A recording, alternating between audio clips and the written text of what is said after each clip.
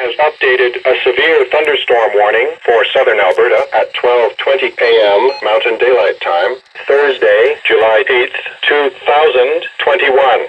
A severe thunderstorm warning is issued for Newell County near Brooks, Rosemary, and Dutchess.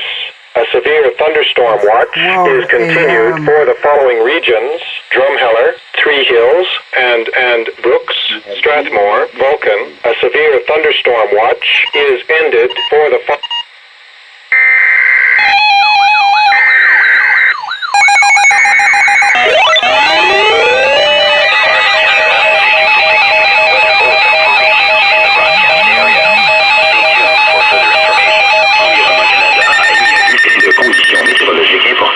pour les régions dans la zone de diffusion.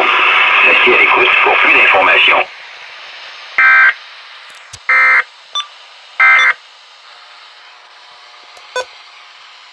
Environment Canada has updated a severe thunderstorm warning for southern Alberta at 12:21 a.m. Mountain Daylight Time, Thursday, July 8th, 2021.